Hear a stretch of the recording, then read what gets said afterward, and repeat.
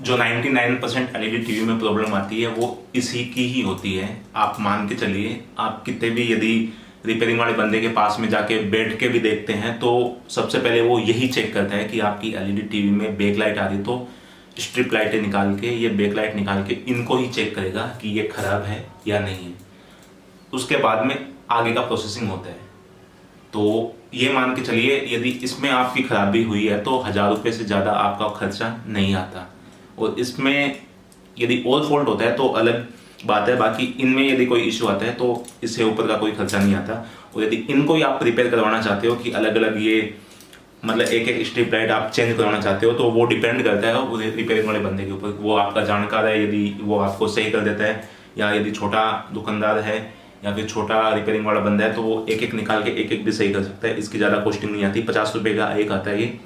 तो इसकी ये यहाँ से फ्यूज हो जाता है और इसमें कोई बड़ी इशू नहीं होता। तो यही होता है एलईडी में, और बाकी कुछ भी नहीं होता, कुछ भी खराब नहीं होता इतना जल्दी। हार्डली सबसे मेन जो प्रॉब्लम जो आती है कि इन तीनों स्ट्रिप लाइटों में से कौन सी खराब है, या फिर आप पूरी स्ट्रिप लाइट को ही चेंज नहीं करना चाहते, तो मैं आपको एक आसान और इजी तरीका बता देता हूँ। ये कार्ड मैंने खोल के रखा है एलईडी टीवी का, और इसमें मैंने सप्लाई दे के रखी है पावर वाली, इसकी जो स्ट्रिप लाइटों वाली बैक लाइट की। और ये तीनों ये जुड़ी हुई है एक साइड से, ये है देखो, ये कंबाइन है, इसका वायर भी लगा हुआ है, इसका वायर भी लगा हुआ है और इसका वायर भी लगा हुआ है। तो आपको एक एक चेक करने का तरीका मैं बता देता हूँ। जिसको आपको चेक करनी है, दोनों के कनेक्शन हटा दो, यहाँ से इसके कनेक्शन भी हटते हैं।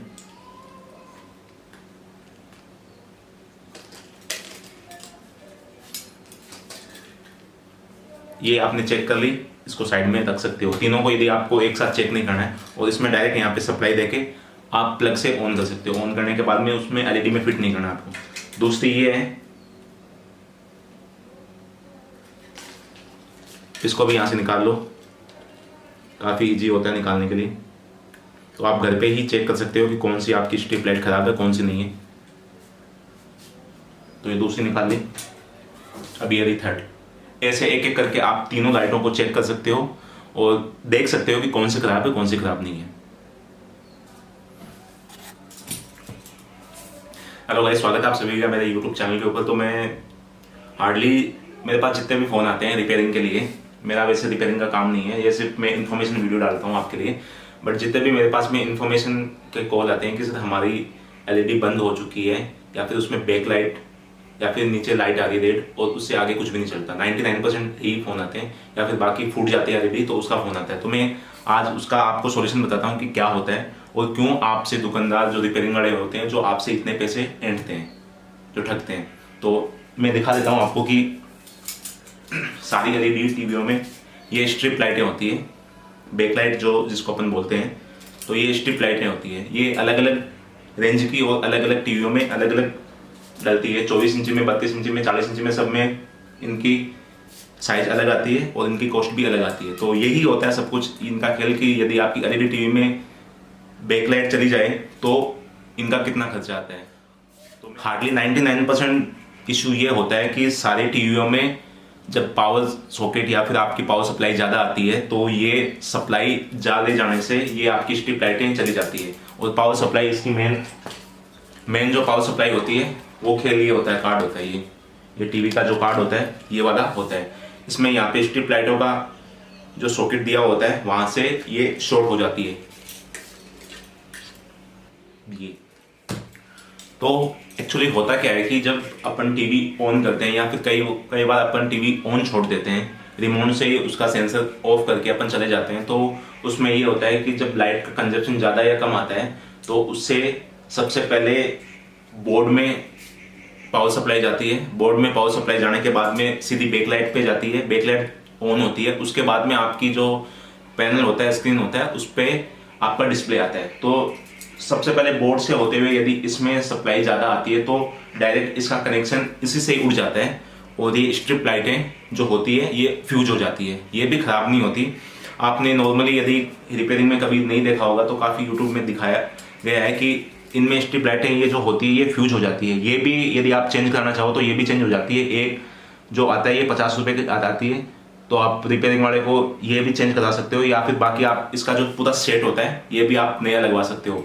24 में, 32 में, 40 में, 50 इंच में अलग अलग साइज़ की आती है, तो कोई ज़्यादा बड़ा इशू होता नहीं है। और ये यदि ख़राब नहीं हो, यदि आपकी पावर सप्लाई नहीं आए, तो आप में इसमें कार्ड में प्रॉब्लम आ सकती है। ये कार्ड होता है टीवी में, हार्डली जितने भी ब्रांडेड टीवी होते हैं या फिर अनब्रांडेड होते हैं, जो असेंबलिंग होते हैं, जो पैनल वाले टीवी होते हैं, जो मलेशिया वाले टीवी होते हैं, उनमें भी ये कार्ड मेन होता है। जो यहाँ पे यूएसबी पोर्टल वगैरह, वीजे पोर्टल वगैरह, स्मार्ट का जो भी होते हैं पोर्ट, तो उनमें सबसे पहले ये पावर सप्लाई चली जाती है। पावर सप्लाई चली जाने के बाद में, तो मैं आपको शॉर्ट एंड सिंपल तरीके से बता देता हूँ कि यदि ऐसा कुछ भी हो जाए आपकी टीवी में, तो आप कैसे पता लगा सकते हैं कि आपकी टीवी खराब हुई है या फिर उसका पैनल डैमेज हुआ है या फिर पैनल ही गया है। डायरेक्ट सबसे पहले टीवी को ऑन करें, प्लग इन करें, नीचे रेड लाइट आती है, उसको रिमोट से ऑन करें। रिमोट से यदि ऑन हो रही है, यहाँ पे रेड की जगह वो ग्रीन सिग्नल आ जाए, तो आप ये देख लेना, ग्रीन सिग्नल आ जाने के बाद में उस पर लाइट से फ्लैश मार के आप देख लेना, जो पीछे आपको पिक्चर वगैरह दिखाई देती है, तो आप ये मान लेना कि आपका बैक लाइट गया हुआ है, क्योंकि बैक लाइट जाने के बाद में आपकी जो पैनल की डिस्प्ले है वो नहीं आती।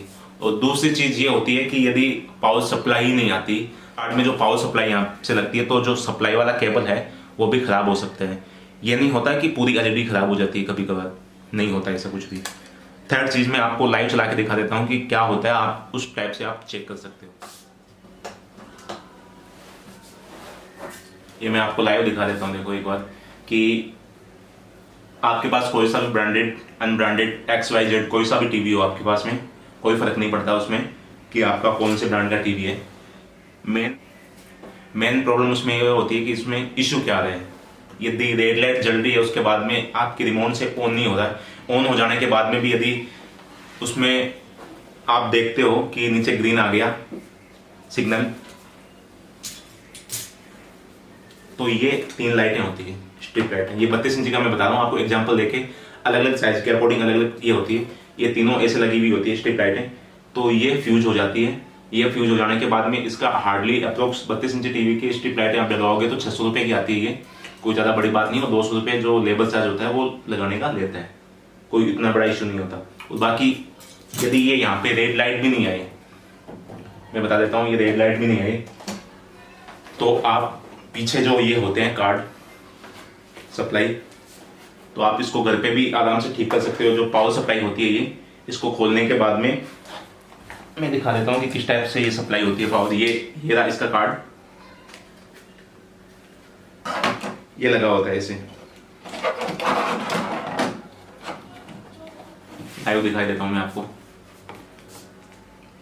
ये कुछ इस टाइप का लगा हुआ होता है कार्ड, तो कार्ड लगा होता है तो नीचे ही नीचे आपके पावर सप्लाई होती है कार्ड की। ये आप यहाँ से 4 स्क्रू खोल सकते हो। 4 स्क्रू खोलने के बाद में नीचे यहाँ पे स्पीकर होते हैं, स्पीकर के साइड में ये यहाँ पे कार्ड लगा होता है। कार्ड लगाने के बाद में ये जो पावर सप्लाई होती है, ये इसको आप चेंज कर लो। चेंज करने के बाद में यदि आप एलईडी ऑन हो जाए, तो आप ये मानो कि पावर सप्लाई चली जाती है, क्योंकि हार्डली कई बार ये होता है कि ज़्यादा बिजली कंजप्शन ज़्यादा वोट की आ जाती है, तो ये डायरेक्ट ये फॉल्ट हो जाता है और ये यहाँ से सर्किट हो जाती है, तो ये भी जा सकता है। कुछ ये इशू आते रहते हैं। तो आई होप ये आपको वीडियो अच्छी लगी होगी, तो अच्छी लगी है तो लाइक करो, शेयर करो और सब्सक्राइब करो।